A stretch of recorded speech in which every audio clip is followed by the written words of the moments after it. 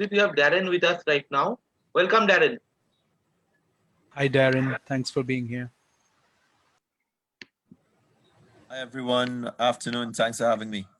So we'll be speaking on the endangered part at the very end of the program. It is a program on the Ghats of Kolkata, the Ghats on along the river Hooghly, and obviously the endangered part is very much part of the Ghats of Kolkata. So that is my last session. That will start. Shupit, it will start about. Sorry? When will my session start? The time? Your session will start around 45 minutes to 7, quarter to 7. Okay, quarter to 7, yeah. Around that time. But to be part of the first session also, it will be very interesting knowing about the Ghats of Kolkata. Yeah. Okay then. So we are live on Facebook. I think we can start with this.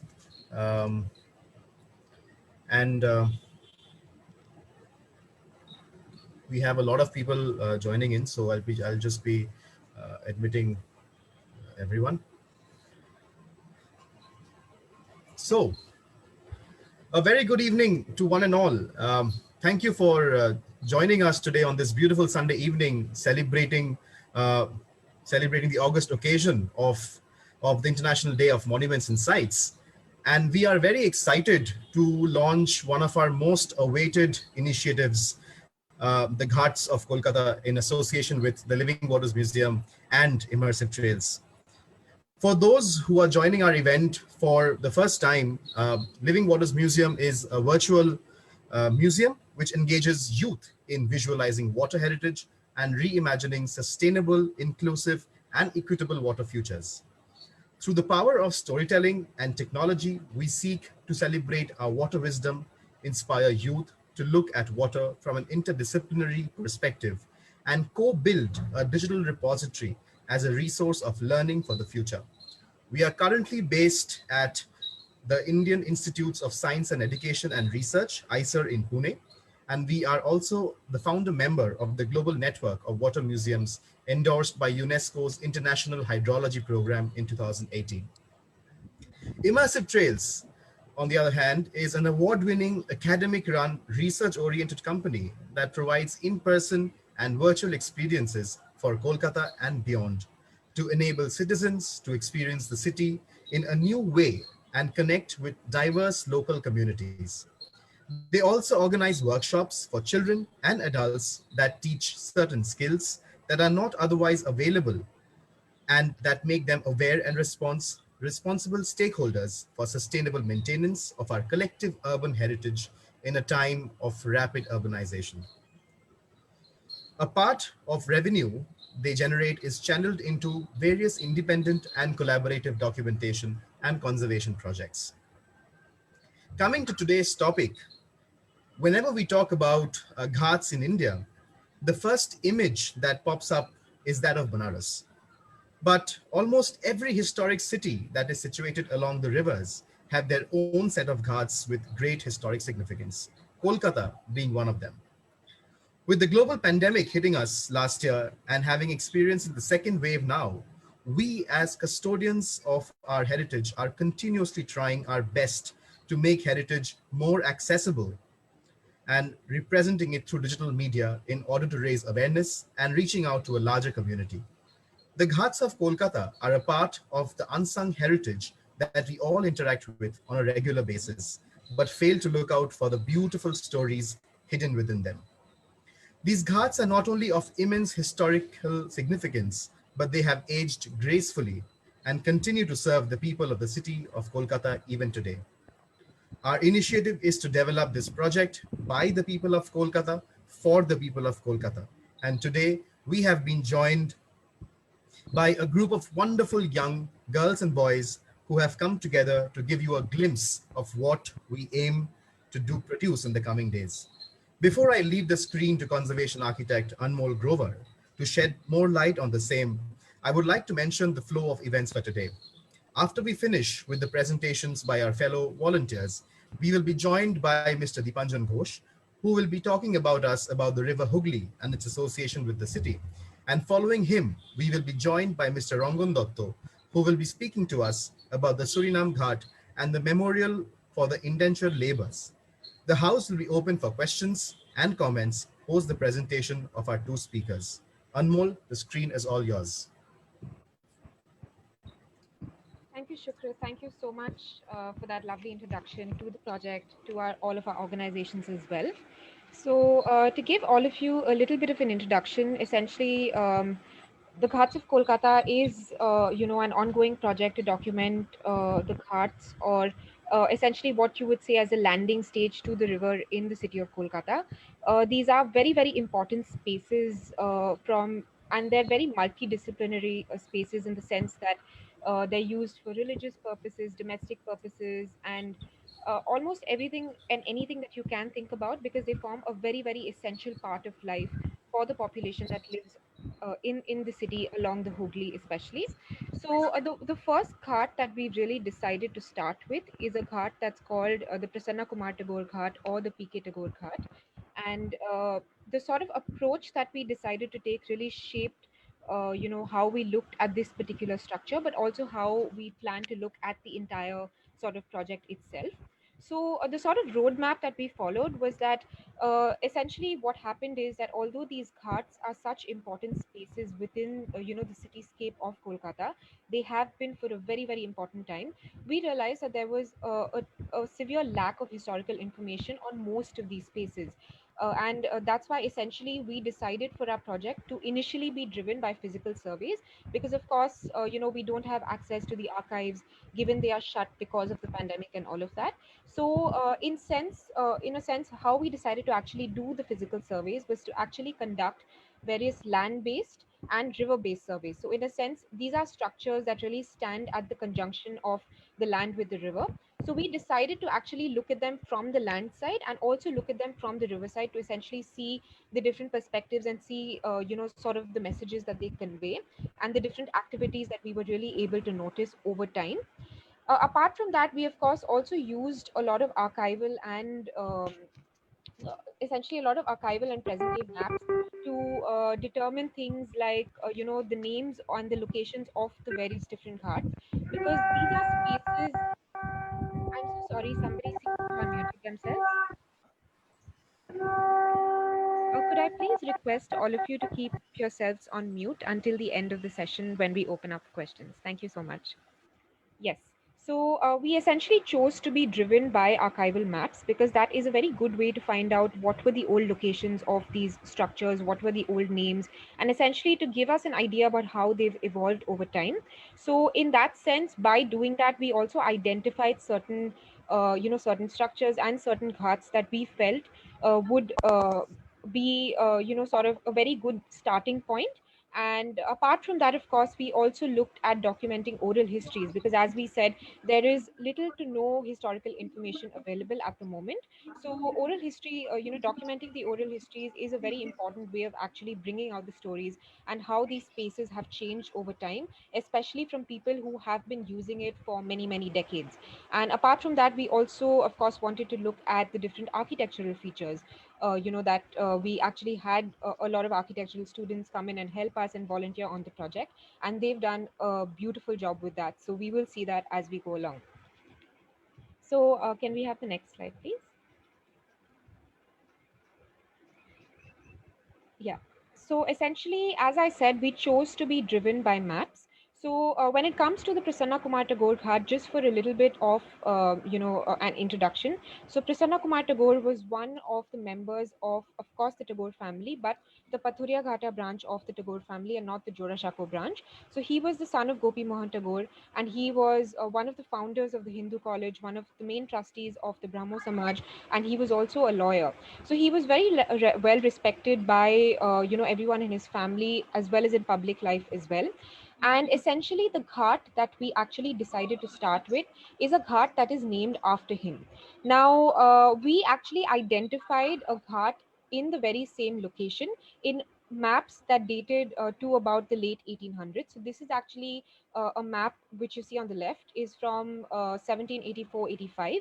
And if you see, I've actually marked out the position of that particular ghat. But at that point of time, the ghat was, of course, not named after Prasanna Kumar Tagore because he was yet to be born. It was then called Pathuria Ghat. And for those of you who are, of course, familiar with, Pathuria Ghata in Kolkata. That's a very, very important area, very well-known area in North Kolkata. So essentially, it was this ghat that is said to have been built by one of the ancestors of the Tagore family, who had moved into Calcutta. So first, his name is Joyram Tagore, and he was first based in the village of Gobindapur, which is essentially where the Maidan in Kolkata stands today, along with, of course, the new Fort William that was built. So when the new Fort William was being built, all of the local families that were actually living in that particular area in Gobindapur were relocated to North Kolkata or to the village of Sutanuti. And Joyram Tagore and his family were actually given place in an area and along the riverbank. And he was said to have built not only a house for himself, but also a bathing ghat. Because of course, these were essentially the spaces where, all the members of the house would carry out their domestic chores. So he built it as a bathing ghat for his family. And he essentially called it Pathuria Ghat, which signifies that essentially it was a ghat made of stone. And that's how the entire area and that street that actually led. So if you take a look on the right, you'll see that there's a street that actually leads straight from the ghat, and that is the street that we know today as Pathuria Ghata Street. So it was the street as well as the area that came to be known after the name of that particular ghat itself. So if we go to the next slide, we'll see another map which is from about a few decades later. Yes. So this is a map now from about 60, 70 years later. This was done in 1847-49, and it was revised up to 1857. The reason why I've really shown this map is because it's in this map that you can actually see the name of the ghat changes now from Pathuria Ghat to Prasanna Kumar Tagore Ghat. So that clearly signifies that it was around this time period that there was something that was either done by Prasanna Kumar Tagore or done in his memory, which essentially the ghat was to commemorate. So and then of course, if you look on the right, you can still see now that it's essentially a straight road, and this is the Pathuria Ghata street that we still see today. So can we go to the next slide, please? Yes. So when we started, essentially, what were the things that we knew before, of course, before we took on the actual documentation of this particular structure?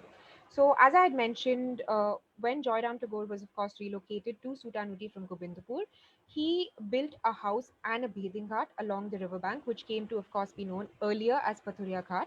And it probably meant a ghat made of stone, which also gave the area its name. And apart from that, the current ghat that stands today, that is known after Prasanna Kumar Tagore, stood at the same location of the old ghat, but of course had a much sort of newer structure, which was now made of iron.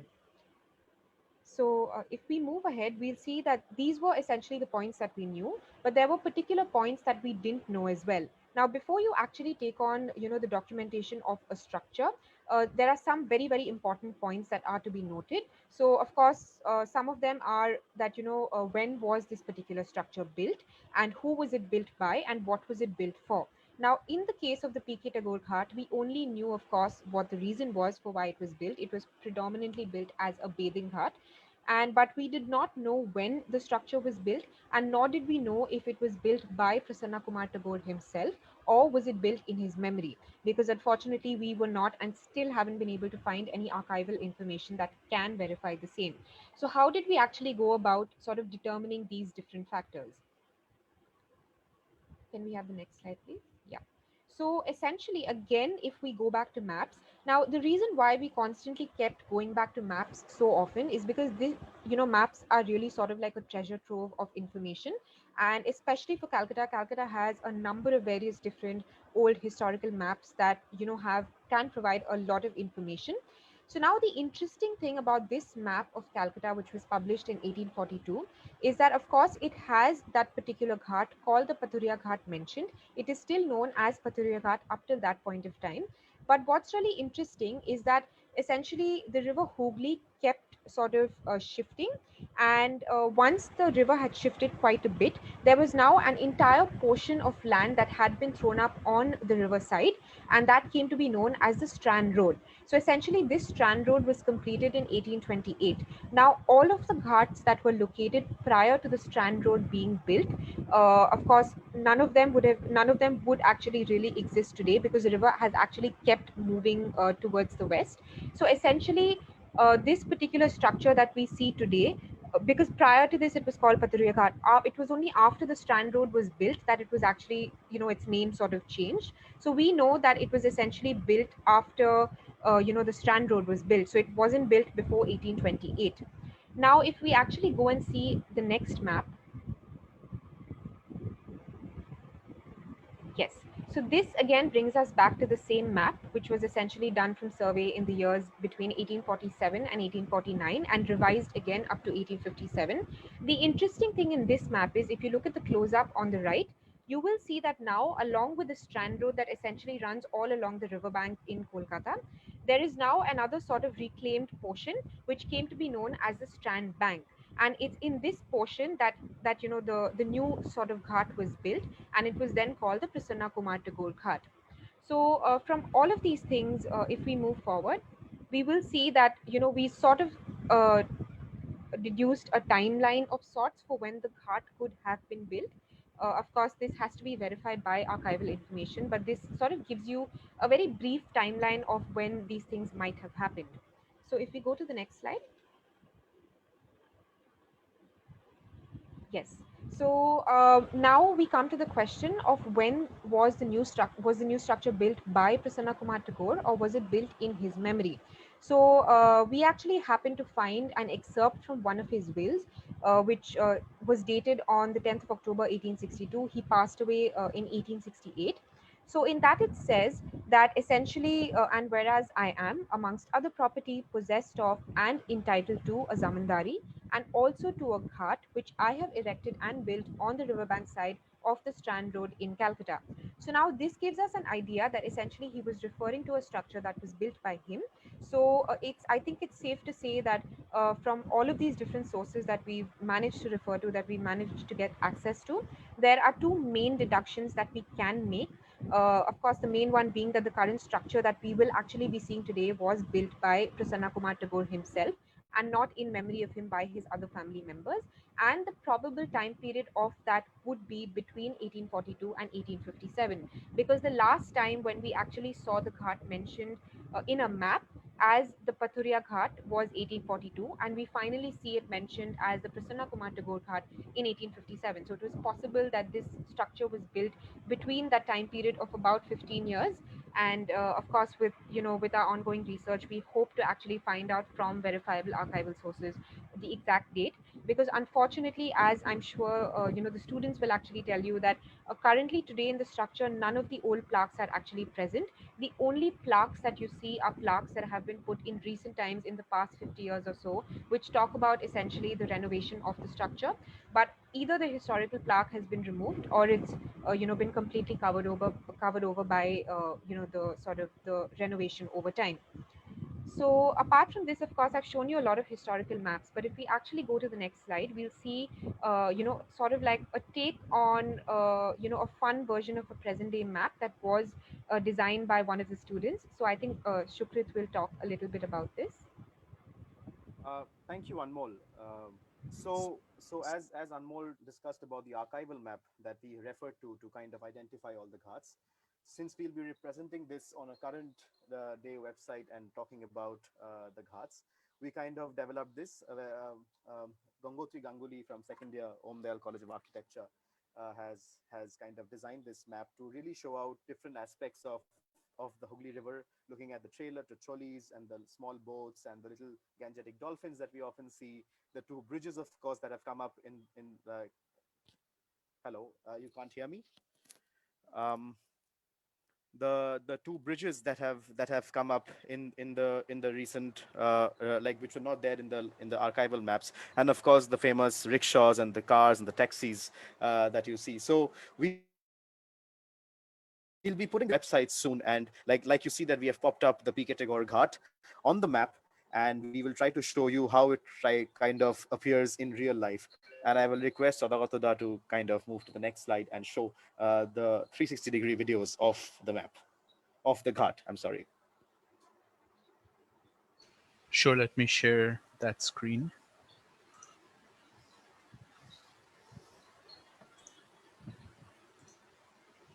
Is it visible? Yes. Yeah. Yes, it is. So Anmol can speak as I... Yes. So this is essentially the approach to the Ghat from what is now known as the Strand Bank Road, which essentially runs parallel to the Strand Road in Kolkata. So you can see the road on that side. And as we turn around, we will now start walking towards the Ghat itself. So here you can see the structure of the Ghat. This is a part of it. So it's essentially made up of three arched structures, all done with beautifully patterned ironwork. Unfortunately, what's happened over time is because of a lot of renovation work that's happened, they put in these infill walls in between. So all of the structures that you can actually see in between these iron arches were all actually ironwork, as the students will tell you about. But unfortunately today they've all sort of been covered up and converted to sort of semi-enclosed spaces. So let's go inside. So as we actually enter into this space, you can now see, so this particular Ghat is now used for religious practices, and there are actually counters made for all of the priests who sit within the Ghat itself, and some of them even stay here. So that's why you can see, and even if you take a look at the roof above, so from what we know of what the people who actually work there told us, is that it was essentially a tin roof earlier, which was replaced by a solid roof at some point of time. But you can see that the majority of the ironwork that really remains is in the arches, but essentially this entire structure was made of iron at one point of time. And today, unfortunately, not a lot of it remains in very good condition. So as we actually cross over, we now come to the riverside and we come to the actual Ghat itself. So these are the steps that lead to the river. And if we actually turn a little bit towards the left, we will see that there is this partition wall in between. So essentially, because this is such a large Ghat, it was specifically built as a bathing Ghat, but it was also built as a men's Ghat on one side and a women's Ghat on one side, and that's why you see that partition in between. So and as you can see, this was pretty early in the morning when people still use it for bathing. Of course, as the day sort of progresses, you see a lot of people coming here for religious purposes. But apart from that, I mean, this is a Ghat that not too many people actually have visited, nor do they actually talk about. But its ironwork is absolutely beautiful and not something that you would typically see in other Ghats, with similar structures in Kolkata. So I think now we can move on to the proper details that the students have worked on, and we can actually have a look at them in detail.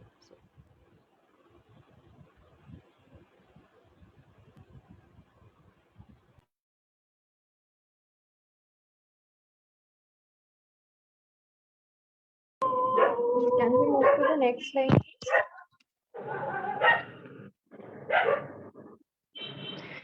Yes. Hello. Hi. I am A.R. Debashrita Kundu. I am from Department of Conservation, SPA Bhopal. So while we went to the site, we found out that the structure of the Ghat mostly consists of three main entrances at multiple levels leading to the bank of the Hooghly River. So not only the Ghat is divided in two parts used by male and female, which is segregated by a low height partition wall, as Anmol said. It also extended to the edge of the river. So the first entrance is used by the females with some changing rooms for them on the two sides. Also, it comprised of small enclosed spaces used for multi-purpose uses. So the Ghat not only had some raised platforms, which is used by priests for selling flowers and other items for the Shraddh during active hours. It was also used as a resting space later in the during the day. Also, the second and the third Ghat, if we see, are predominantly used by the males with some similar raised platforms like that used in the female portion of the Ghat, which was also used for the ritualistic activities. However, the current stakeholders observed here are the priests, the flower vendors, the residents of the Squatter settlements alongside the Ghat. Also, we found out that there is a spiral staircase which is present at the edge of the structure, but most of the trades are now missing due to the long timing, and there is also an existing mummy room present. So we can like really assume that there has been an access to the roof. Also adjacent to the structure, there is an existing Shiva temple on the sloping portion of the bank. Can we go to the next slide? Passing to Monami. Hi, this is Monami from Department of Conservation, SPA Bhopal. So here we assume that the structure is mostly made of cast iron because of the intricacy of the workmanship, which could only have been achieved by pouring liquid iron into casting molds for the structure. Our assumption is based on the fact that the cast iron was started being imported in from England in the mid of 1800s before 1860, and it is possible that this structure was built then. According to a case settlement of P.K. Tagore's will after his death in 1868, it mentions a ghat that he built. So we assume that the structure was built by him pre 1868. The locality said that the Tagore family members used to actively participate in the ritualistic events in this ghat. We observed existing iron member on fewer inner and outer wall, which might have been used as a structural member. But this assumption is is totally based on our observation because most of these iron members are embedded in the wall, as Anmol said. Can we have the next slide, please? Hi, I am Adrish from Department of Conservation, SPA Bhopal. We can assume that the railings on the parapet are a later addition because of a difference in design to the entire structure.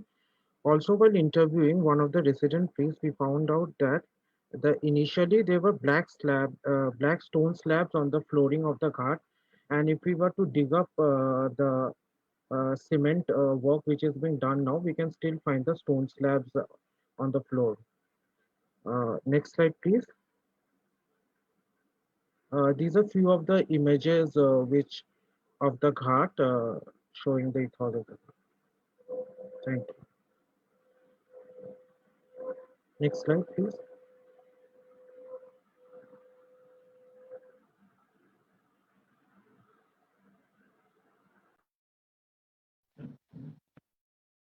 Can we have Joystree online?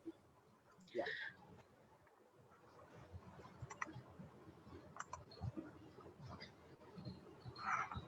Good evening, everyone. I am Jayashree Dhar, second year architecture from Omdal College of Architecture.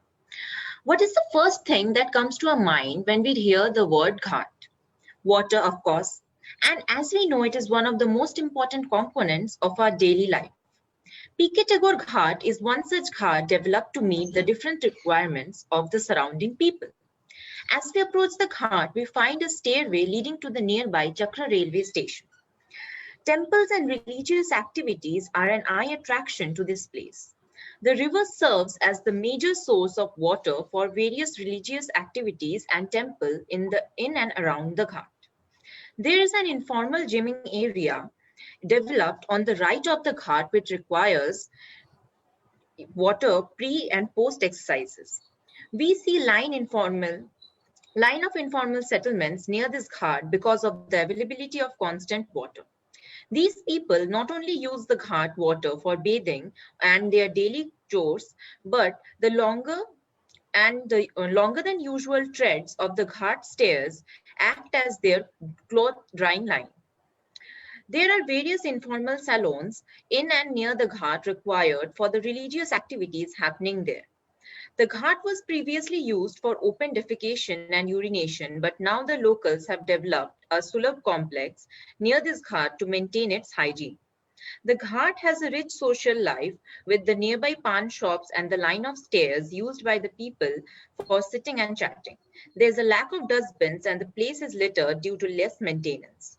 Overall, this ghat has a rich culture and the sacred Ganges water finds its use in various ways here.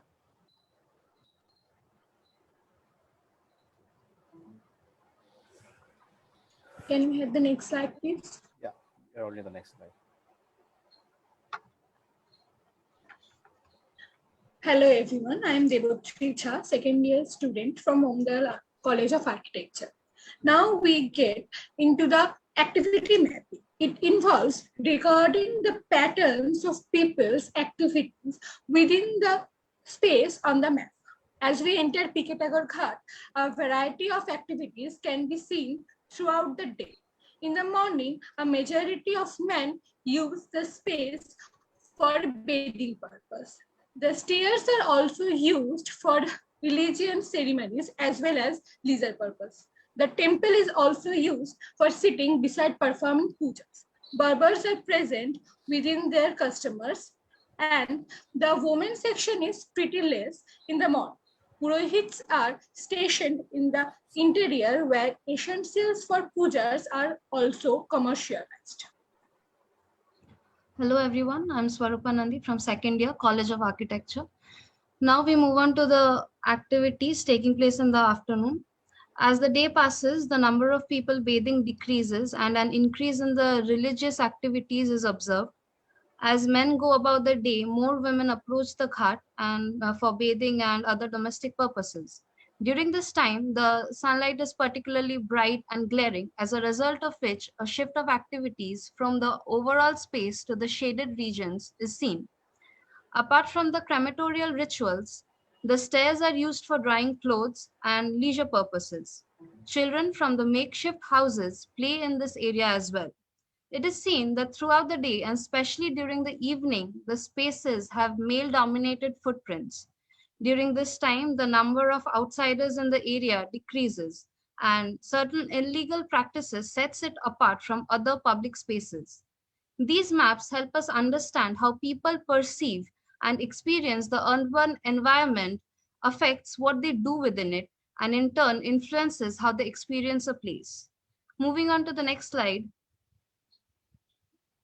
We have illustrated few of the activities here. The Harbour Bridge overseeing the ghats, which is being used for bathing. Several people come here to experience the peace and serenity of the place. It is sort of a venue for Adda. Located just adjacent to this, the Adho Shraddho Ghat is seen.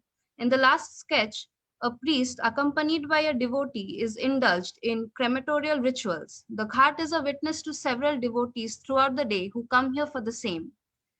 Now we move on to the next slide.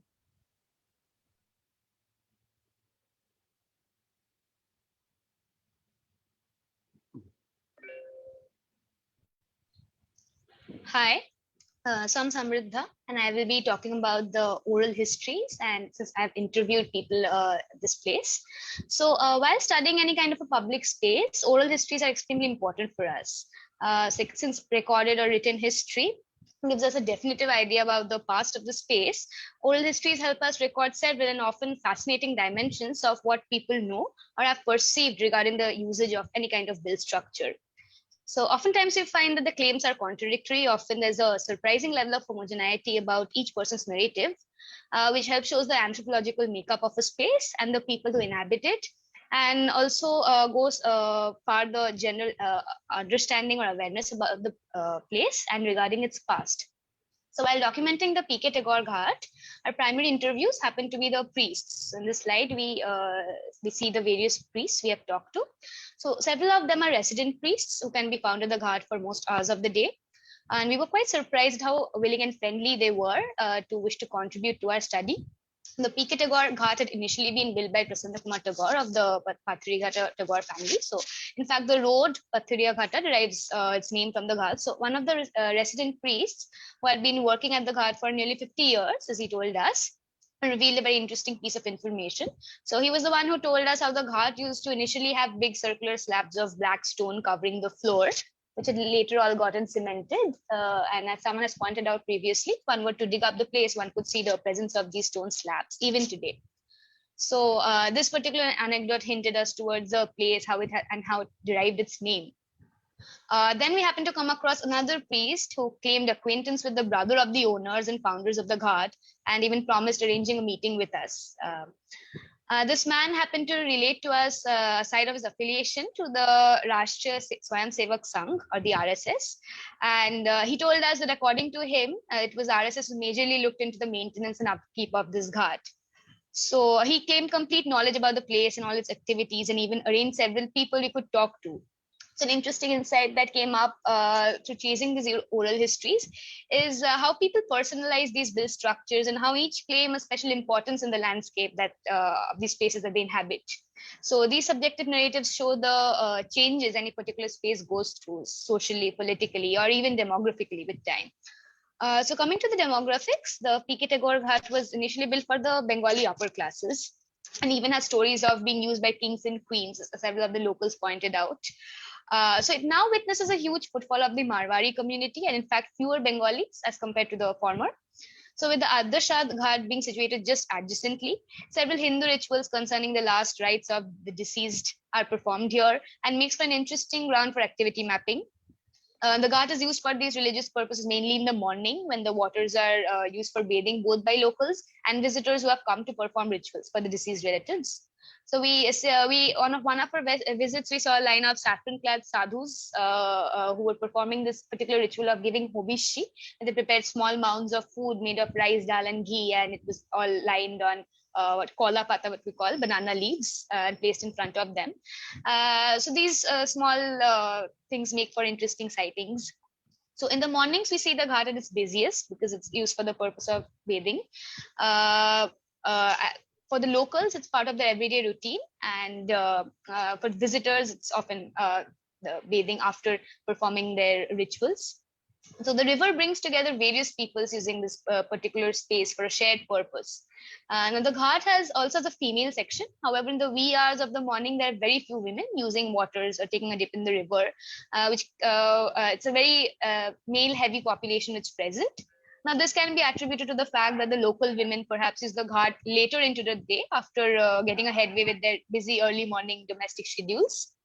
As far as the population of the people present with some religious purpose, it was mostly a crowd of men which we saw there. So since this Ghat is a far less commercialized and far less lesser known one as compared to other Ghats like Neemtala, which is like 10 to 12 minutes away from the place, the footfall of females is generally lower all throughout the day. So now the riversides and Ghats of India are places that keep several cultural traditions, ancient practices, and even now obsolete occupations alive. So a popular one among them is Yog Bam. So now this P.K. Tagore Ghat is a unique Bam Samiti situated right beside it and has quite a few users. So the Samiti was set up long after the foundation of the Ghat and has an adjoining open space that is used for sports and games by the local people and especially the children. Now, the water of the river has been quite instrumental in shaping up new dwellings and habitations along this Ghat. So a line of houses have come up beside the Ghat, which is mainly used by the wage earning people as the place is located right in the middle of the busy Strand Road. So the houses are mainly inhabited by daily wage earners. Now, they are present, the resident locals, they are the present resident locals here. So we met with very, can we go to the next slide? Yeah, this is the BAM Samiti. The next slide, please. Yeah, these are the children. So we talked with them. So for them, it's the Ghat is a place of fun, leisure, games, and play. So it's like a secure cushion for them for growing up. So in the evening, one can see, we don't have pictures of that, but in the evening, one can see the children jumping into the rivers, often from ferries, and like enjoying the best swim of the day. So they also dive in to collect coins using magnets, which is quite a popular practice along the Hooghly. So one of the children told us how there's like a huge tree there, which is used by them in the evening, and it's very peaceful in the evening. And they even suggested us going there and sitting under the tree. It's one of the, like the best times of the day. So it holds. We saw that the Ghat holds as much aesthetic value for these children as it holds for like unfamiliar tourists or visitors going there. So one of the on one of our visits, we the next slide. Okay, no, the previous one, the picture. Yeah, so in this slide, we see the picture to the left.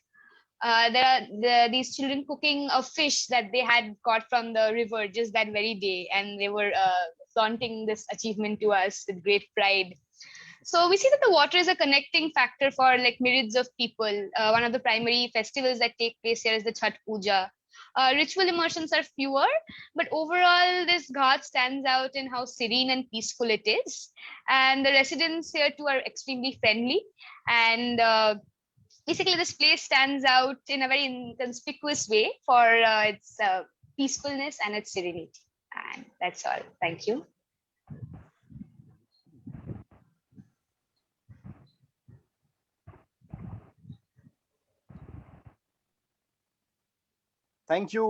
Thank you so much. And I think what really makes me happy is that the number of youth who really come forward and kind of helped us develop this is really what makes us very happy, because it's really time to give back to the city as heritage managers, as heritage conservationists. It's our duty to reach out to the people with such beautiful stories, and not just the tangible. I think the intangible aspects of every historic structure is, I think, equally important and must be equally highlighted along with the physical structure. As mentioned earlier, this is a live project which will be developed and will be available for the public in a few months on the virtual spaces of Living Waters Museum and Immersive Trails. And we really look forward to involving different sections of the society to help us curate this in a very holistic manner, so that every story is kind of really documented and everyone's story is kind of looked into. And whoever is really willing to be a part of this, feel free to contact us after this event. And now, without further ado, since we have finally come to the moment we have all been eagerly waiting for, I take immense pleasure to introduce to you the first guest speaker of the evening, Mr. Dipanjung Ghosh, more famously known as RJ Deep. He has been in the broadcast industry since 2002 and is currently heading the show Sunday Suspense in Radio Mirchi, a show that we have all grown up listening to. He's also a well-known photographer and heritage blogger, and has been a regular writer for the Live History India, Scroll, Indian Express, etc. He also administers his own blogging sites, doubledolphin.blogspot and banglarmujib.com. And we are very thankful to have you today. The screen is all yours, Gupta. I hope you're here. Yes, I am. Thank you. Am I? Yes, you are. That's reassuring. All right, good evening, everyone. And that was a very long and slightly embarrassing introduction. But okay, so I don't know how much of an experience I have with the Hooghly River in general, but I'll try and give you a sort of an overview, something that I've kind of developed over time. Hopefully, I am clearly audible. Absolutely. Yes. Okay. All right. So now they always tell you, when you're going to do a talk, you should probably start with a joke and make things a little more. So I don't really have a joke. What I do have is a little bit of a personal experience. Now, as children, we all have some illogical fears. We're scared of things which make absolutely no sense.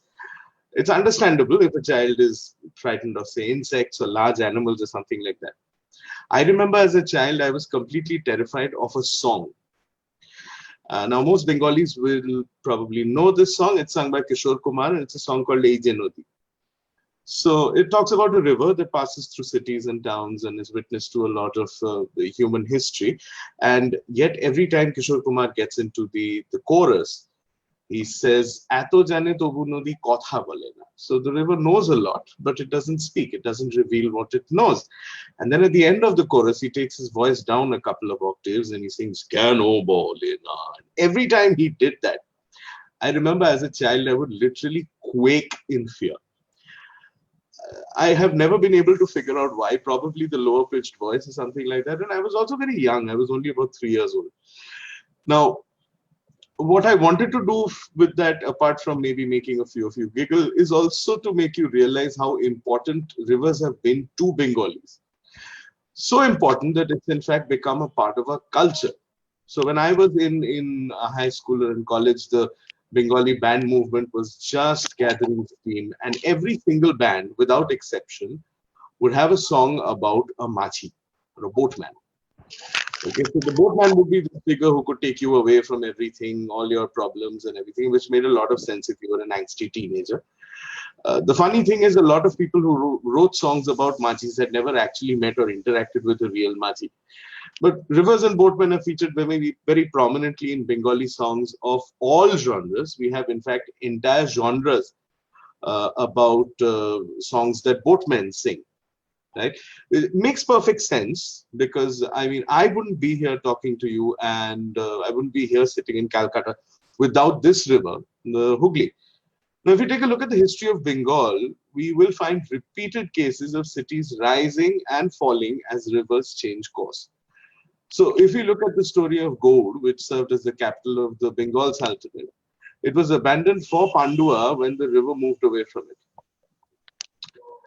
If you go to Gaur today, you'll still find the ruins of Gaur's Jahaj Ghata, which is part of its port, and you find little water bodies near it, which would have, which are probably the remains of what was once the course of the river. But the river, of course, now is far, far away. Now, when the Mughal armies invaded, unfortunately, they used the abandoned city of Gaur as a shelter, without realizing that as the river moved away, the large bodies of still water it had left behind would spread disease. And that's indeed what happened to the Mughal army in Bengal. In Gaur, we now think that there was an outbreak of plague, which completely decimated the Mughal army, killed their commander, and they literally were dropping dead by the thousands. Now, when we think of our most famous ancient ports, one of the first names that comes to mind is the port of Tamralipto, or the Greeks called it Tamalitis, or Tomlu, which is the modern name of the place. I won't go into a lot of detail here, but Tamralipto was probably abandoned because the river which served the city, which is the Rupnarayan, kind of silted up and changed course. Now, once it silts up, of course, large ships can't make their way into the port, and it just doesn't make any sense anymore. Now, excavations that have happened relatively recently have revealed that the ruins of the port are still there. But I mean, we have a strange case of the ruins of a port being in the middle of a regular modern city of Tomluk, far away from the present course of the river. Now, this is something you see all over the place. For example, a lot of my friends when we were kids could never really understand why it was called the Princep Ghat when it was, I think, 100 meters or so away from the river. I mean, you build a ghat on a river, you don't build a ghat away from it. And then, of course, as I started studying and all of that, I realized that it was indeed on the river, but the Hooghly has retreated towards the Howrah, by almost 100 meters or more in the last couple of 100 years, leaving a lot of the older ghats just kind of marooned in the middle of nowhere. Something we see in Delhi as well. Now, as Tamralipto fell, the port that rose to take its place was the port of Shroptogram. Shroptogram had been an important center of trade, international trade, in fact, from the time of the Palas. So that would be around the 8th century. It was visited by Ibn Battuta in 1350, and he had written about the port, and he said that it was a great and prosperous city, home to many rich merchants. But Shroptogram had never been like the #1 port in this part of Bengal. That honor went to Chittagong in what is now Bangladesh. So around 1512, the first Portuguese mission reaches Chittagong, and they set up base there. We still find ruins from this period in modern day Chittagong. But after 1538, what happens is Gaur is attacked by the Suri armies from Bihar, and Gaur falls. Now, one of the reasons why Chittagong was sort of important was because if you wanted to go to the capital city, the road began there. Now, with the fall of Gaur as the capital shifts, Chittagong loses its importance. And with the fall of Chittagong, the port that rises to take its place is the port of Shroptogram. Now, Chittagong was called Porto Grande, or big port, or major port, by the Portuguese. They name Shroptogram Porto Pequeno, or lesser, or smaller port.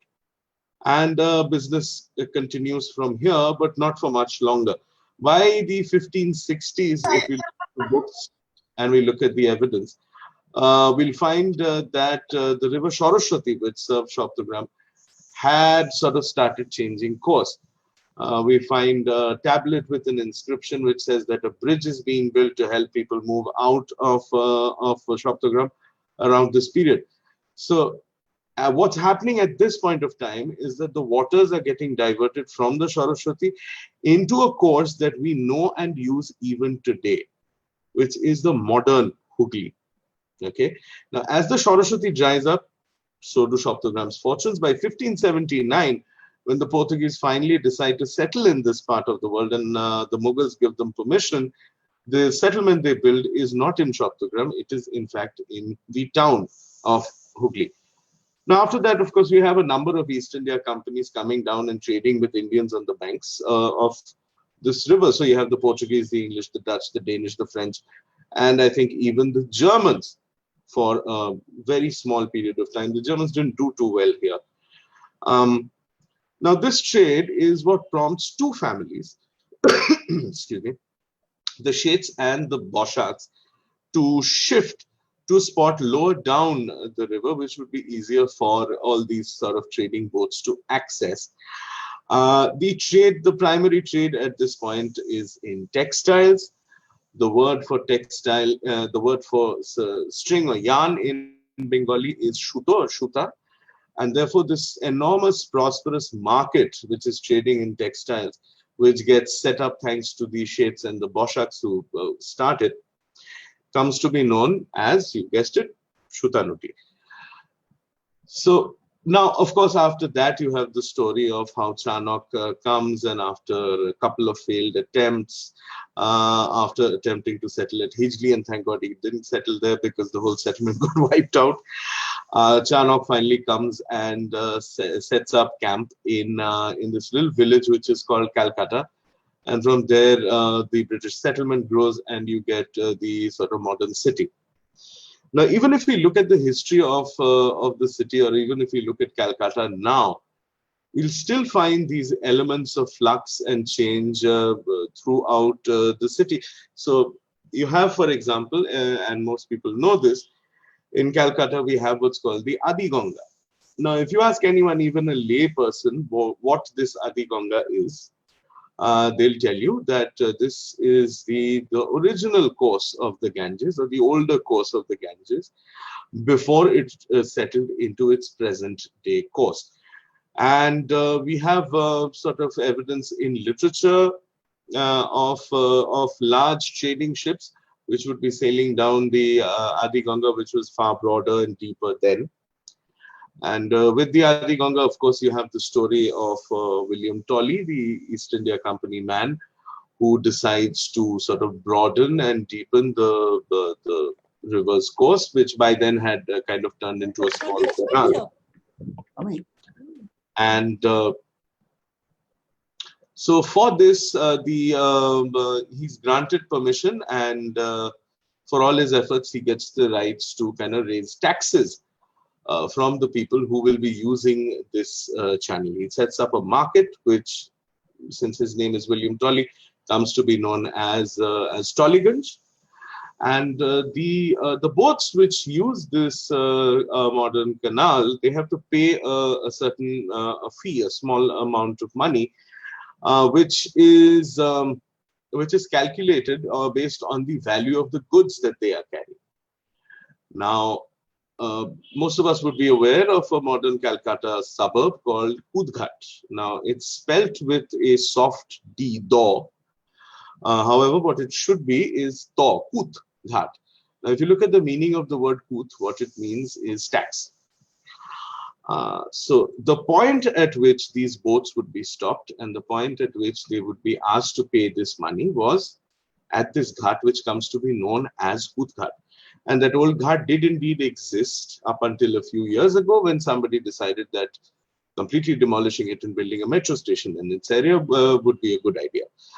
So that's how we keep losing bits and pieces of our history. And I started off by telling you about how the rivers become part of our, part and parcel of our culture. I'll make a couple of more references to that. Ganga dhare hawa khete jawa is something that is very, very common, and something that a lot of people do, and you'll find it in movies and you'll find it in literature and all of that. So taking a stroll by the river in the evening and enjoying the cool breeze and all of that, this is something that's known to all of us today. At the same time, with river and business happening, so much trade happening on the river, there was the fear of pirates. And a lot of these pirates would be Burmese. They would sail up the river and they'd be robbing trading boats. And they were known as the Mogs, the Burmese pirates. And in Bengal today, you still have an expression, Moger Muluk. Now, when you say Moger Muluk, what you mean is a place that is perhaps lawless, a place where the laws make no sense, generally a place which is lawless and strange and that sort of thing.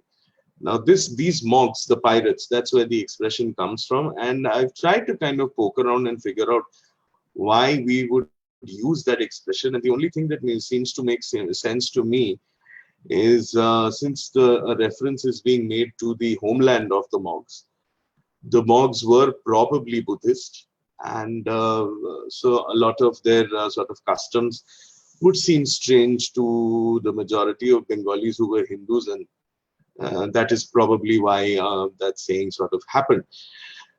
Now, the river, of course, continues to influence us in ways that, we'd rather not have. For example, and I think Tathagata is a better person to speak about this, when the East India Company first decides to build underground drainage in Calcutta, they naturally assume that the lay of the land and the fall would be towards the river, which is the way all our sort of sewers end up getting aligned. What they kind of miscalculate is that rainwater in this part of the world actually doesn't drain towards the river; it drains towards Salt Lake and what used to be the actual Salt Lakes back then.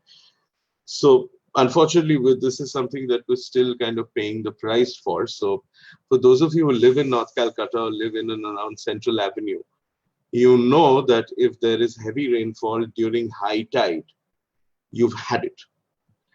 Because all the sort of the outlets into the river would be blocked because the tide is pretty high.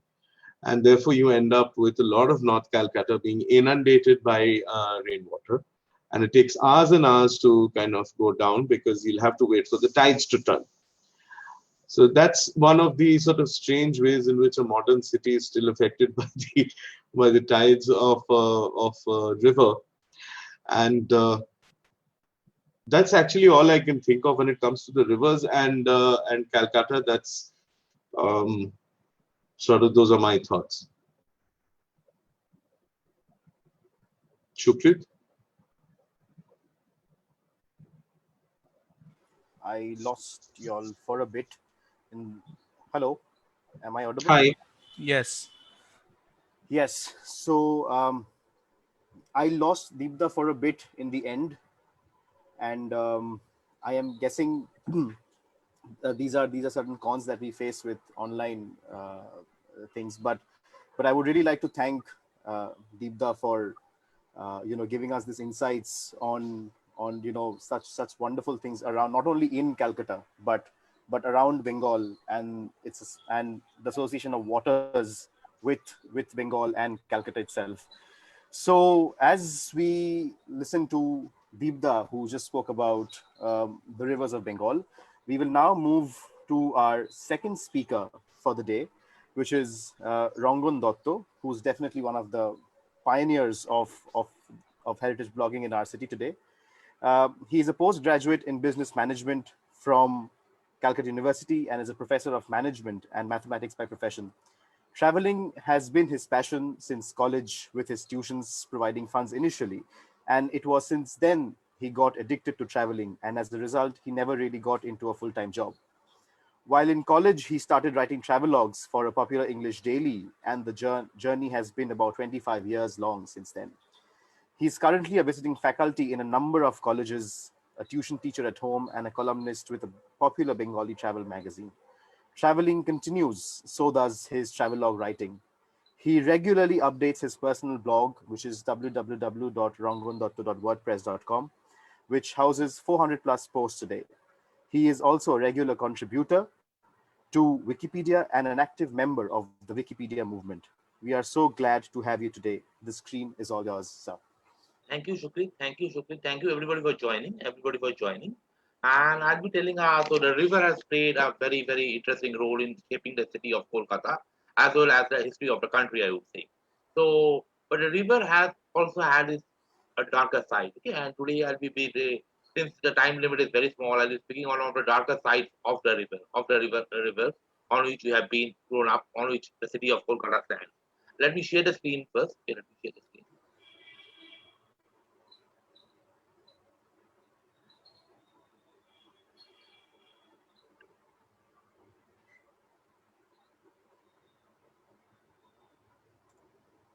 I think it's visible. Everybody can see it.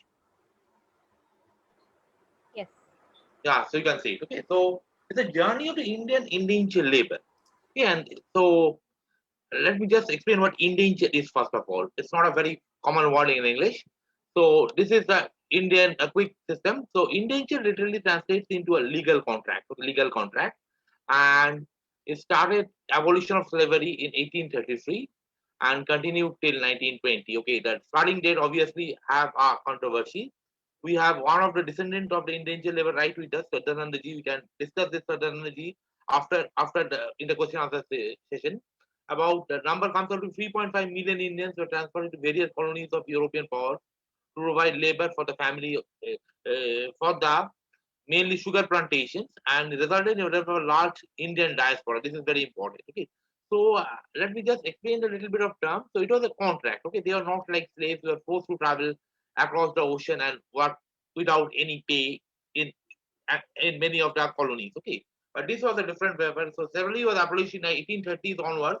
Slavery started becoming abolished in many of the Western world countries.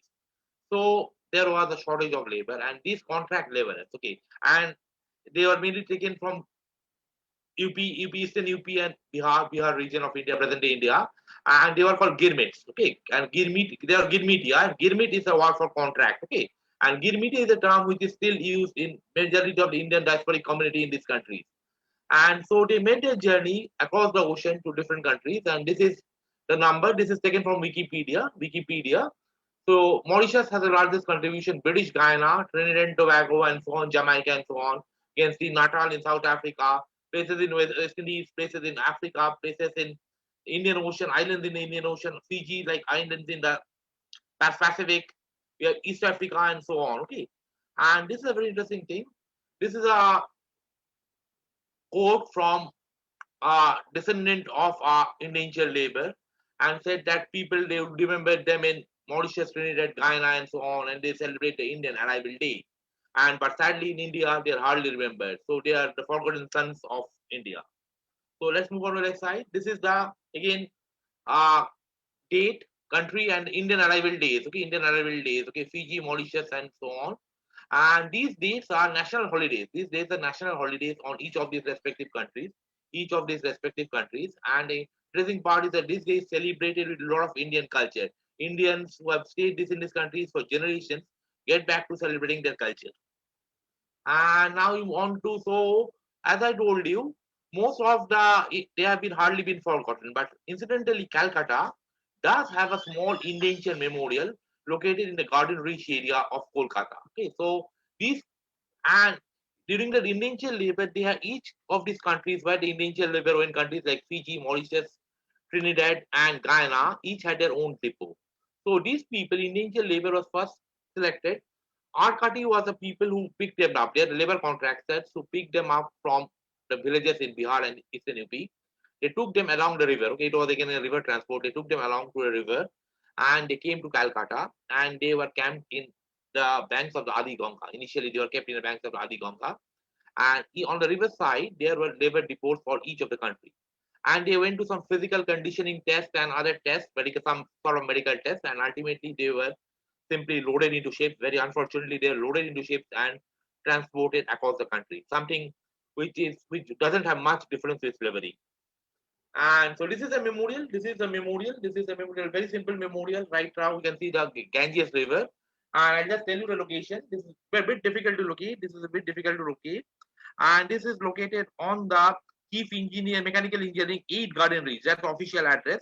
Very next to the swing bridge. There's a There is a river channel that goes into the port, old Calcutta port, old Kirilpur port, and the river, and there's a bridge and which swings around. Okay, it's a swing bridge, and it is located very next to the swing bridge. And obviously, you have to write your name at the entrance and get into the place. Get into the place. And it has 4 plaques on 4 sides, 2 English plaques contributing the same thing, and 1 in Hindi and 1 in Bengali. Okay, this is a English plaque. So this is glorifying the journey of the indentured labor, and this came up in January very recently, not just about 10 years back, January 11, 2011. Okay, so this is a book. I'm not reading it out. I think this is readable. You people can read it probably. Is it readable? Yes. Yes, it is. Yes, wrong. Okay, fine. And here's the Hindi, Bengali on the right, and the Hindi on the right. Bengali on the left and Hindi on the right. The 2 same translation of the same English plaque, translations of the same English plaque.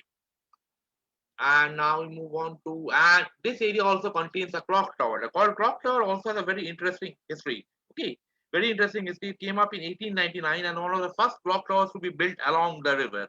So when the sailors came all the way along the high seas, they entered the sandbanks, traveled to Sundarban up the river, and when they reached Kolkata, they got this clock. This was the first clock they saw, and they could adjust their watches of their personal watches or the ship clock also. Okay, this was a very important thing. This is a Cook-Kelvey clock, which came up in 1899, and it's still still in operation. And let's see another picture. This is another picture of a clock tower. You have another picture also of the clock tower. It's still in operation. It is still winded by, so it's obviously doesn't run on battery. It has to be winded, physically winded, and it's winded every week. And it is a striking clock. It still strikes. And area in this region is recently being converted into a museum. It's being converted into a museum. The constructions are still on. And so museum and a cafe, and this place will be very easily accessible to all the people, and they can just come and see, know the history, and have a cup of coffee along with the breeze of the river Hooghly. Amra boli Gangar Hawa. So this is a Bengali word we use. Now this is one of the memorials, and this is a jetty. And interestingly, now the Kolkata Port Trust, this is obviously a property of the Kolkata Port Trust, who is in charge of the memorial as well as the port and the bridges along the Hooghly, the jetties, and almost everything that is related to the river. And the Kolkata Port Trust has recently started, or I won't say recently, about 2 years back, they started a heritage cruise. They started a heritage cruise, which you started from Millennium Ghat, would go down the river and stop out here, and people would get down in the jetty and come to the Indentured Labor Memorial and hear about the history, there was a guide who would narrate the history of the indentured labor out here. Okay, so Gautam Babu achen? I think we have Gautam Chakraborty of Calcutta Port Trust with us. Gautam Babu achen? I think we have him. Okay, we'll talk to him later on. Okay, fine. Yeah. Let's move on to the next slide. This is a cruise ship. This is also used by a number of cruise ships which makes their way towards Sundarban. Gautam Babu, I am here. Thank you very much. Gautam Babu, we'll listen to you later on about No. I have come to listen to you today, not me. You're not supposed to listen to me today. Okay, fine. I'm here to listen to you. I'm enjoying it. Thank you. Please carry on. Thank you, sir. So this is one of the cruise ships which is heading towards Sundarban. They started from the Millennium Ghat in Kolkata, traveled southwards to Garden Reach. They had a short halt out here, and after some time they'll be moving southwards towards the Sundarban. Now, there's other memorial. So this indentured memorial, as I told you, there are people who have gone to several countries. Okay, so indentured memorial at the Kolkata Port Trust Clock Tower is a general indentured memorial, which is meant for all the indentured memorials who have made their journey across the sea to far off lands. And this is a special memorial which is meant for the people, indentured labor, who made their way from the Calcutta to the country called Surinam in South America. Okay, and obviously it was not Suriname at that time, it was Dutch Guyana at that time, and people who made, and obviously apart from other indentured labor countries, places where the other indentured labor went were all British colonies, but Suriname was a Dutch colony. So this is a very exception. And in this case, the indentured movement started much later. Okay, it started in 1873, and the first ship that sailed from Kolkata was known as Lala Rook. And interesting part, it reached Suriname on June 5, 1873, and that is June 5 is the Indian Arrival Day in Suriname. It consisted of 279 men, 70 women, 32 boys and 18 girls. Okay, boys were people below 14 years of age. Okay, people below 14 years of age. Same for girls. Okay, 32 boys below, that is men below 14 years of age, and girls below 14 years of age, 18. And they were taken on the ship. They were taken on the ship, and the labor contractor who collected them, who was the Bhojpuri term from his Arkati, received rupees 25 per man and rupees 35 per woman. That was the rate which the labor contractor, the Arkati, collected. Okay, and obviously this moved along, and it was, you can just imagine the journey.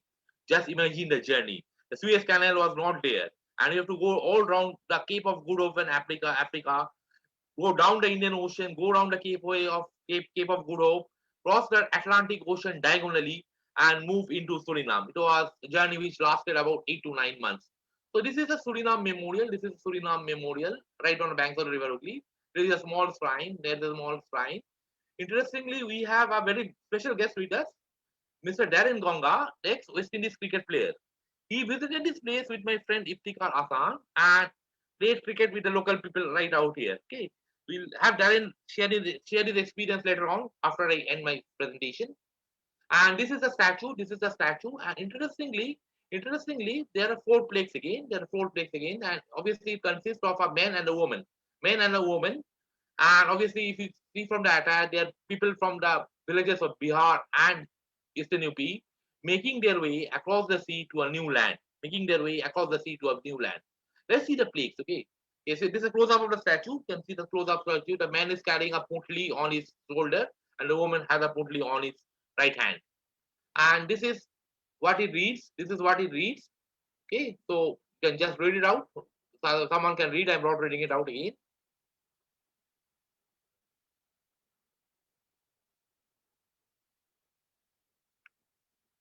So you can see, and here you can here, and in this case there are 4 plaques, and the 4 plaques are different. Okay, the first one is English. The first on the front is English. On the 2 sides you have Hindi and Bengali, and the 4th one, which is very interesting, is in Bhojpuri but written in Roman script.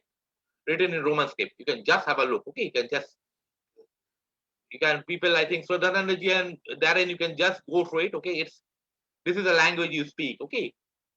এই घाट से हजारों लोग अपने जीवन में भारत के किनारे छोड़ लेना और गिरमिटिया इज अ कॉन्ट्रैक्ट लेबर के रूप में सानाम देश में खून पसीना मिटा लेने जाना सपना के विवश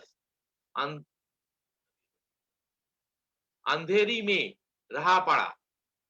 I immigrate 1873 SC सदी से सूरत तलक जाहिर well. So this is just, I'm not reading the entire thing. I don't speak Bhojpuri either. So people who can read Bhojpuri, I think Darren Ganga and Sadananji will definitely be enjoying this read. And this memorial came up on the 7th October 2015 and 25th November 2017. There was a Dutch plaque which was installed. Okay, Dutch government, the Dutch Consulate General came all the way from Delhi to inaugurate this new plaque, which was installed at the base of the memorial. Okay, and so you can just see the difference of the 2 plaques. This was before the installation of the plaque, and this is after the installation of the plaque. So this place was vacant, and now it has the Dutch plaque. Okay. And I don't read Dutch, but this is the 25th November, which incidentally happens to be the Independence Day of Suriname. Okay, it was inaugurated on that day, and obviously the Dutch ambassador was there. So was the ambassador of Suriname, Ashna Kanhai, and so was the Suriname ambassador from Trinidad and Tobago. Okay. I just show you the face. This is the face. We have. This is a gentleman. On the very left hand side is a gentleman. Is the ambassador of Trinidad and Tobago. The lady in the yellow dress is Ashna Kanhai. She is also of Indian origin. Ashna Kanhai, the ambassador of Suriname. And the next person is M. Jagwar, the founding editor of Telegraph and Asian Age, noted journalist and also politician. And on the right hand side, the person very next to the memorial or the statue is Mr. Stolinga, ambassador of Netherlands. Next is Mr. Vinit Kumar, the chairman of Port Trust. And we have Kajuri Mukherjee, IPIS officer, in charge of Ministry of External Affairs in the Eastern region. Okay, so this is And I know little move on to a little bit of outside India, how the endangered levels are remembered in the country, in the present country. This is Opravashi Ghat in Mauritius, and this is a UNESCO heritage site. This is a UNESCO heritage site. And the next one, we move on to Suriname, Paramaribo, the capital of Suriname, and this is a statue. Okay, this is the statue, and the replica. Obviously, this is the original statue, and the replica is found in the Suriname Ghat in Kolkata, in the Suriname Ghat in Kolkata. So before I end, I just wanted to, yes, I just stop the share right now. So I just want to share a song which is sung by a Suriname Suriname artist by the name of Rajmohan. He's again a Girmitia descendant, and he sings a Robindranath Songit. Okay, this is very, very, very interesting. And this is one of the most popular songs in Suriname. Okay, it's a Bengali song, Bengali Robindranath Songit, which happens to be a very, very popular song in Suriname. And Rajmohan, who was originally from Suriname, now settled in Netherlands, he has a beautiful version of this song, Tomake Chinigo Chinigo Ogo Bideshini. It's just a 4-minute song. I'll just share the entire video. I think it's stopping in between would be very injustice to the singer and the artist. So I have the video ready.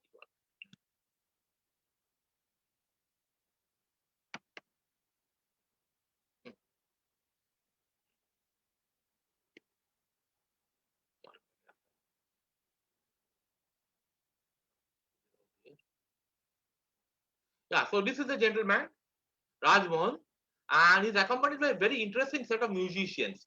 We have a person on a guitar, we have a person on a tabla, on a bass violin, and we have a person on a flute. Okay, it is a 4.5-minute song. I request everybody to listen to the entire thing. Okay.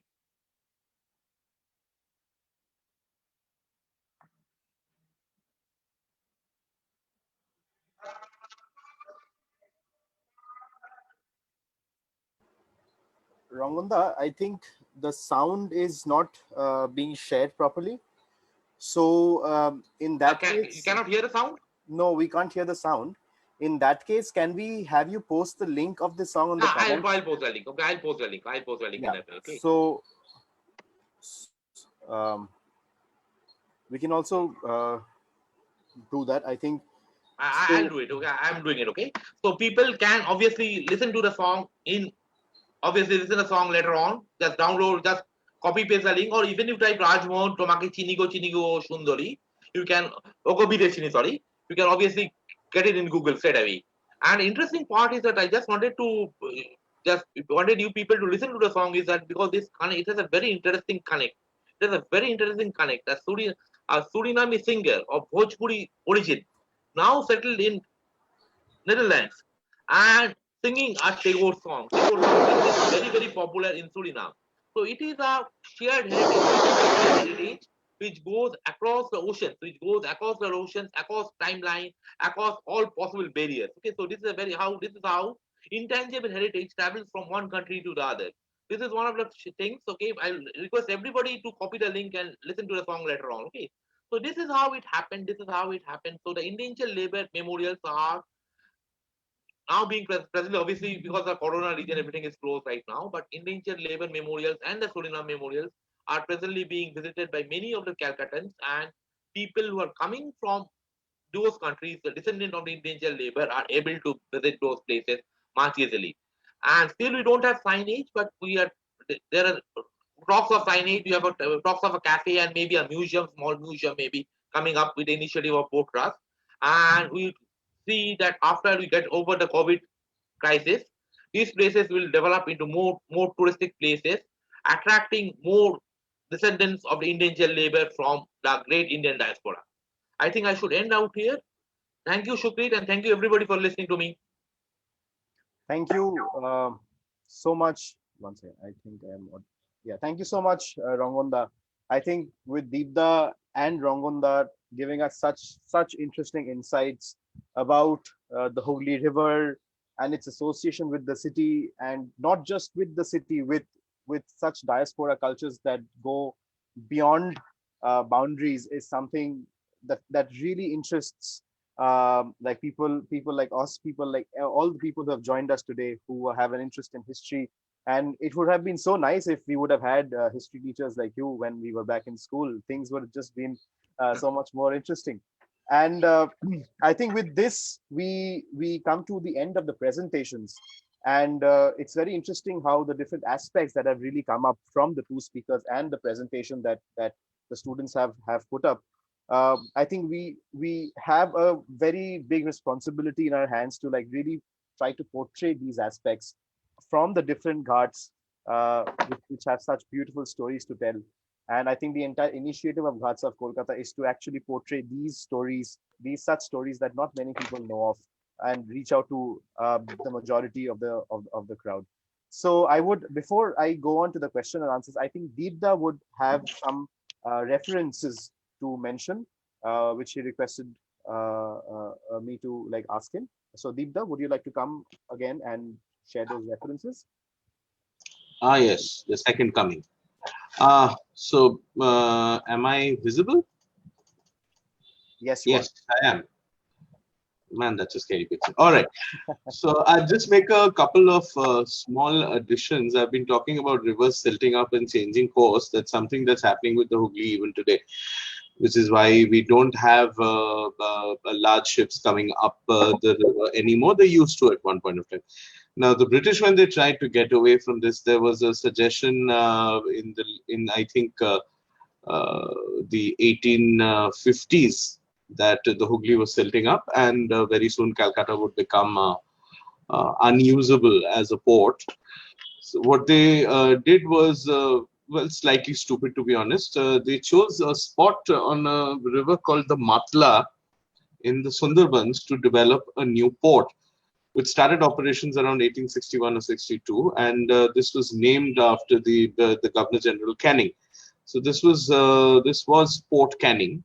Now, when there was initially talk of this port being set up, the biggest sort of expert on weather and storms at that point in time was a gentleman by the name of Henry Piddington, who had sent an open letter to the East India Company government warning them of what we now call cyclones. In fact, the name cyclone was given by Piddington after he had observed the sort of helical nature of these storms.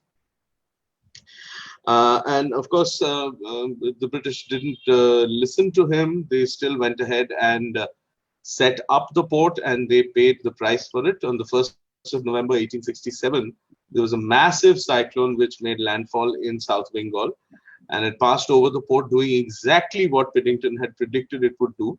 It was a massive storm surge which literally wiped the entire port out. If we look at newspaper reports from the time, the expression that is used is that the port in the town has been turned into a bleached skeleton. So that was the end of that little sort of experiment. However, now we know that the port of Calcutta is not the place where you have very large ships coming in. They go mostly to other ports which are not so far inland. In fact, I've been hearing from a friend that even Haldia is losing its importance as a port, and larger ships are probably going to Paradeep or something like that. Now, the little reference that I'd like to make at this point for anybody who's interested, there's a very nice book which is out. Unfortunately, I have no idea how to pronounce this gentleman's surname. His Christian name is Robert, and the book is called Hooghly, the Global History of a River. This is the book, if you can see it. I don't know if the camera is making everything appear ulta. But this is a very, very nice sort of a primer if you want to read up about the river and what it has meant for Bengal over the last few centuries. So Hooghly, the Global History of a River. That's something I would suggest that everybody should read. And unless we've got anything else at this point, I think, Shukrit, we can go to questions. Okay. Thank you. Thank you, Deepda. With the very interesting insights, I'm sure there are very intriguing questions that everyone has in their minds right now. So I see a lot of questions on the comment box, and number of them have been kind of addressed as well. And apart from that, we have just congratulatory messages to all the speakers who have done who made this session so beautiful. So, may I share my experience with you? I am Professor Prasad Ranjan Das, former Chief Architect, Bengal government, and I was through the entire presentation. Can I share a view for a minute? Absolutely. The first one is to Dipanjung. Dipanjung, you were terrified at your childhood with the song Nodi Kotha Bole Na, but there is a long history of that Nodi Kotha Bole Na from Paul Robeson. Right. River, he must know something, but don't say nothing. He keeps on rolling and just keeps rolling along. The song that I had sung with my, although a chief architect, you know me as Ranjan Prasad, the senior most exponent of the band movement, a friend of Gautam Chatterjee. Right. So, so I am Ranjan speaking, and I saw your entire seminar, but Nodi Kotha Bole. Just go and visit the Prinsep Ghat once, under the cable-stayed modern structure of Vidyasagar Setu, and the James Prinsep Memorial was renovated when I was during my tenure as Chief Architect Bengal, and see that the entire history of 300 years will be told by the modern structure above and the old structure below, which is absolutely with Doric columns and in the shape of Parthenon. Right. And Nodi Kotha Bole. Nodi Kotha Bole, I have heard river speak. I have heard my field speak because my jurisdiction was quite long from Sikkim border to Sundarbans. Nature speaks. And the second one, Dipanjung, do you get me? Yes, I do. And your presentation was beautiful. I thoroughly enjoyed your approach. Thank you so much.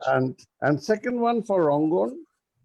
Rangon, a photographer and mathematician. I know of one whose father is a friend of mine, Arup Dotto. Are you related to Arup Dotto? No, sir. No, sir. No relation.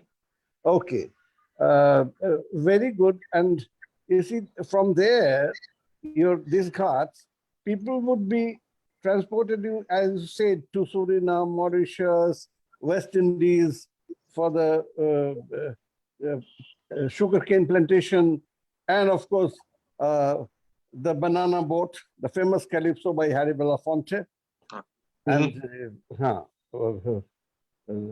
come, Mr. Tallyman, tally me banana. Daylight come and we won't go home. Beautiful. I thoroughly, being an architect musician, I have enjoyed your presentation. God bless you. Thank you, sir. Thank you, sir. Thank you, sir, very much. Thank you so much, sir. Thank you so much, Mr. Prasad Ranjan Das. I think this is what really encourages us to move forward with such stories, and especially with people like Deepda and Rangunda, really helping us out with all this. It really encourages us. Thank you for your comments. May I ask a question? Yeah, sure. I think you may ask the question, and then we'll move to Mr. Darren Gonga, who would want to make a comment. Okay, I think you continue first. So please, we'll have the question from you first, because I guess he has a comment to make. So we'll take the question first. Okay, my question is to Dipanjung. I mean, why has the Adi Ganga become so narrow, and it has kind of lost its significance? Is it because, like you said, after Mr. William Tolley broadened the river or something? I mean, could you please elaborate a bit more? All right, so it's the Adi Ganga is what is it's called a tidal stream. So if you observe, you'll find the water flowing both ways. So at high tides going in and at lower tides going down. And over the years, what has happened is this has led to a lot of silting. Now, to maintain a canal of this sort, if you want to keep it navigable and you want to keep the depth constant and all of that, you'll have to engage in periodic dredging, where the sort of the silting that is happening, that silt has to be removed. Now, I don't know about you, but in all my years, I've never seen any dredging happening on the Adi Ganga, which means, and it's for a very long time, it's actually been used as a nala. So it's been used to dump garbage and sewage and all of that. You keep doing that for 50, 60, 70 or 100 years, eventually you'll have what used to be a river turning into little more than a drain, which is what has happened to it. at this point of time. And of course, rivers like this, rivers just kind of disappearing are, it's not new. And it's not unique to Calcutta either. In fact, you have a case like this in London. If you just go to Google and search for the lost rivers of London, I think you'll find about 6 or 7 of them. A lot of these rivers have actually been built over. So what used to be a river has now turned into an underground sewer. So that's, well, it's unfortunate, but that's just how things are. Thanks. Thank you. Thank you, Deepda. I think now we will move on to Mr. Darren Gonga, who's joined us today, and he would like to make a comment, I suppose. So Thanks very much, Chairman, and hello to everyone. Good evening. I just want to follow on what Mr. Datta said with regard to the indentured laborers or contract laborers who left India. I'm actually a descendant of that entire history. I'm from Trinidad and Tobago, obviously of Indian heritage, and I've done the task of tracing my forefathers back to India. So part of that journey led me to Kolkata and the Ghats there, because that was the actual area that my great-great-grandparents left India to go to the West Indies. So just wanted to endorse what Mr. Datta said. Our Indian culture is very strong. I'm from Trinidad and Tobago, and just like Suriname, Trinidad and Tobago, its population is more than 50% East Indians. Obviously, it was contract labor and our great-grandparents left. And in tracing my history, what I've been able to discover was a man's immigrant pass, which was produced in Kolkata itself, which had my great-great-grandfather's name, had the actual ship that he left Ghat from. It was called the Bruce.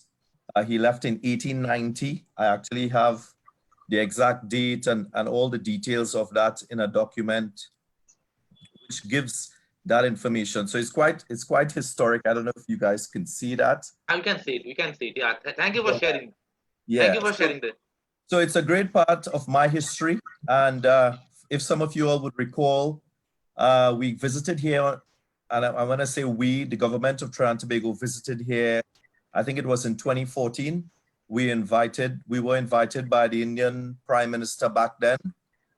And it was to be part of the Pravasi Bharatiya conference, which deals primarily with the Indian diaspora. And I accompanied my Prime Minister alongside Brian Lara and some of the other persons from Trinidad and Tobago. And our Prime Minister was invited to India. Why? Because at that conference, she was the chief guest of honor. And the reason why she was the chief guest of honor was because she was the first female Prime Minister of the Indian diaspora. So it just goes to show, how that history has evolved, how our great-grandparents left India. Although we left from Kolkata, when I looked at my great-great-grandfather and where he came from Patna, a small town called Mira, and they came all the way down here, and then they took the ship to journey across to the western side of the world, where we continued to develop our Indian culture, which is very, very strong there. And I hope and I wish some of you could have the chance to visit the islands. As Mr. Datta rightly said, a lot of the core aspects of the culture there comes from that Bhojpuri sort of language. Even our songs, our music is very much based on that, that language. But yeah, really special to be a part of this evening's proceedings. Thanks to the presenters, giving me more of a deeper understanding of what took place and the evolution, you can say, of the Ghat and the river and those places in Kolkata. So thanks very much for having me. It's been very, very rewarding. Thank you. Thank you, Darren. Thank you, Darren, for joining us. Thank you. Thank you so much, Darren. I think again, these things make us so happy that these ghats have so many stories to it, and if these initiatives actually make way for so many people coming in from across borders to actually join hands and talk about the relationship that they have with these ghats is very, very interesting. And I think that is kind of what uh, Living Waters Museum and Immersive Trails is working towards, to really make a medium to start a conversation about the different types of the different attributes of heritage that are related with these ghats, because essentially it was the river from which from where the people entered the city and interacted with the people who already resided in the city of Calcutta. So do we have any more questions? Otherwise, I had some comments. I'm Amit Mitra from New yes, Delhi. yes, Mr. Mishra. I'm not going on video because I have a bandwidth problem. Sure. Well, Rangan and Dipanjung were very good. But, I was really impressed by the students and the presentation on Prasanna Kumar Ghat. I cannot imagine, say, when I was a second year student, even my teachers would have laughed if I had talked about the Ghats, as simple as that. So really, really it was impressive. I have just a few words to add, that, okay, you are students of architecture, so I don't expect you to go very much beyond this. But certain issues you raised, become very important, that the role of these ghats and the people financing them, not making them, their role in the whole East India Company structure, both the British East India Company, the Dutch, the Danes, and the French. P.K. Tagore's ancestor, as you said, came from Chandanagar, which was also known as Farashara, because of a certain dispute. And he comes and subsequently settles in Pathriya Ghat. Now, this man, P.K. Tagore, he probably financed it. But look at the kind of issues you raised. For instance, I have also seen those black slabs, stone slab, now they are cemented. That staircase going up was very much there. In those days, in the 70s, that was a place for not only Adda, but also Sonagachi is very close by. If you could afford it, you get a girl from Sonagachi. When it was almost the personal property of the Tagore house, the Tagore woman used to go there to take a bath, and they would be dipped into the Ganga inside a palki or a palanquin. Some of these issues you need to look into. And if you talk to the flower sellers, they're all Malakals, how they get their flowers from Mumbai Ghat. I was a bit surprised that the RSS has penetrated, but it's quite obvious. It's quite obvious. The other thing, if you look at not so much this one, but say Princep Ghat or some of this, say Babu Ghat, how the building of these ghats also represent a kind of a power structure, huge. The Seths and the Baisaks were not Samandas, but they financed ghats. Rani Dashmoni was, I think, the Koimbotore. The caste thing disappears once you make the money, and that brings in the ethos of the city at that time. Dipanjung, there's another thing you probably didn't have the time to mention. The hold of Gupta coins found in in Kali Ghat. That's a very critical illustrator. Because, if you look at Renel's map, to me, the whole siltation of the Adi Ganga, a lot of these small rivers begins when the Tista shifts its course and drains into the Brahmaputra, not the Ganga. And there were a whole lot of other earthquakes, including the 1934 earthquake, which did a lot of damage. Coming back to the students, there's another thing, I don't know whether you have a historian amongst you, but what I find, and one of you talked about oral history, this is actually a kind of a, what should I say, a reinvented narrative where everything is romanticized, because these ghats also became a major source of crime. Like, okay, you follow, for instance, a whole lot of tricksters, drug pushers, poisoners came up. They would simply go either to Farashtang or Chandanagar, as it's called now, right, or say to rob, you go to the Uluburia Ghat and you rob from there. And right, that social history, again, you get in some of the body songs that come out from Sonagachi. Not necessarily the P.K. Tagore Ghat, but that also becomes very, very interesting. Maybe Dipanjan, you could take a look into that. The next part that comes in is the role of the Ghats during the 1970s. A lot of things, the Baranagar Ghat, for instance, was a site of major oppression of the youth. These would make some very fascinating history, but I suppose you don't have the time. In terms of archives, Asiatic Society, the state archives, as well as the MLA library has a very rich collection. So has the National Library. And for those of you working on rivers, you have to visit the Srirampur College Library. These are musts, you know. I will refer finally to two books on the indentured labor. One is the whole Ibis trilogy by Amitav Ghosh, where he talks a lot about boats and rivers and all that. It's fictionalized, but very well researched.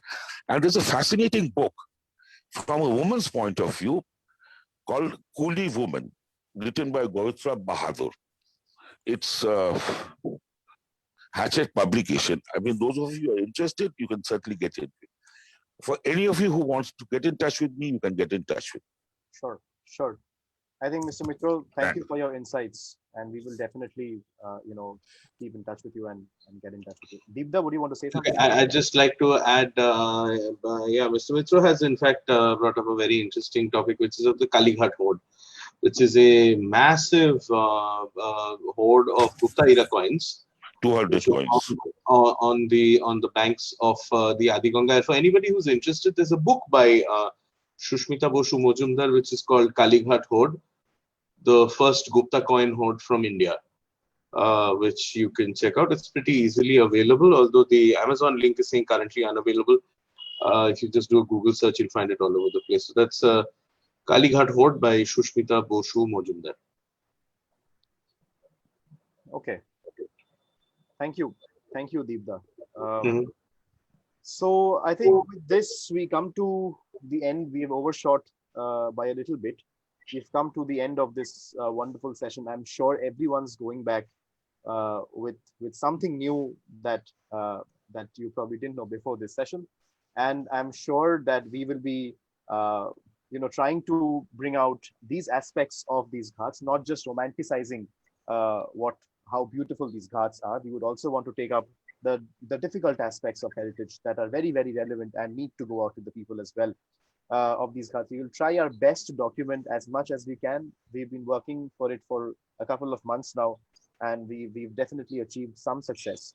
We have a wonderful group of people, working with us and really taking this up as their initiative, which is very, very nice to see. And with people like Deepda and Rangunda like supporting us all throughout is also another blessing for us. So I think if there is no other question, we can end the meeting here. But before I do, I would also like to open the floor in case you all have any other comments. And we would also want to let you know that this is a really, as I mentioned before, for Kolkata by Kolkata project. And in case you all have anything that you want to share regarding the Ghats of Kolkata, please do get in touch with us, and we'll be more than happy to have you on board with us and develop this narrative together. And so I guess we can. Do we have Miss Sarah Emmett from Living Waters Museum? Would you want to say something? Yes, sir.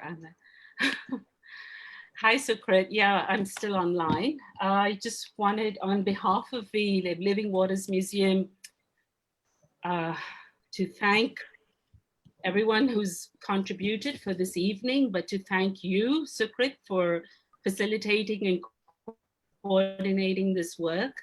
As you've said, this is just the beginning of the whole collaboration, and I know that there are other partners in the pipeline who would like to join. I think the question I was asked in a private chat message was, where is all this going to go? What do we see as the long-term outcomes apart from the documentation and apart from the stories, etc., and all the beautiful images and drawings and videos, etc. Where do we see all this going? What's going to happen to it? Who from the Calcutta local administration will get involved? as a museum, which we have been since as a museum since 2017, we're not on the ground implementing things. We are basically a knowledge repository, collecting and documenting and curating content. But if you want to see change on the ground, that really requires different sorts of stakeholders, and that of course requires a large amount of funding, which we haven't had so far to kickstart this work. It's been very small, but I really, really want to thank you, Sukrit, and all our partners this evening. So, and I hope people will respond to the invitation to join this platform. Sure. Thank you so much, Sarah. I think yes, we do have a lot of work to do, and this is just the beginning. And we are hoping that, you know, with more partners coming in, with a more collaborative effort, we'll be able to make something very, very valuable out of this. And we will be hosting this online on the Living Waters Museum repository, and which will be available on the Immersive Trails, social media as well. And this will be open to public for everyone to look into it and refer to whenever you're in the Ghats. So I guess with this, we come to the end, and we can probably continue this conversation. Questions coming in, Sukrit. This is. I don't know if Darren is still online. And yes, with Howrah, we have just started with Kolkata, and yes, we cannot ignore the other side of the river. Definitely, we will definitely talk about the Ghats on that side of the river, on the western side of the river as well. And but we will take a little. This is an ongoing project. Like I said, we will develop it. We will develop the narrative over time, and I'm sure we will get to that. Another very personal question, that is, how did Ganga surname come to Darren? I'm not too sure if Darren is here to answer that, but maybe y'all can connect at a later stage, and we can discuss that. Very interesting surname, of course. So I will not take too much of your time. It's a Sunday evening. I hope you're not going out, staying safe at home. And we are amidst the second wave, which is kind of not a very good one either. So I would like to thank everyone who's been a part of this for joining us today. All the student volunteers who came together to develop a beautiful story of the P.K. Tagore Ghat, and of course our two speakers. I would like to extend my heartfelt gratitude for joining us today, and really giving us so much of information that we feel so full today, full of information and full of new things. And I think it's such a beautiful way to start our week tomorrow. And we look forward to hearing from you more, and we look forward to connecting with you at a later stage and take this initiative forward. In case, just another request to all of you, whoever are going to the Ghats, and if you're taking pictures, do use the hashtag Ghats of Kolkata so that we can share it, because this is really a movement that we are trying to build, and try to make people more aware of how beautiful these Ghats are and such beautiful stories these Ghats have. So we'll be more than happy to hear from you and connect with you in the future. Thank you so much. Good night. Good night, everybody. Good night, everybody.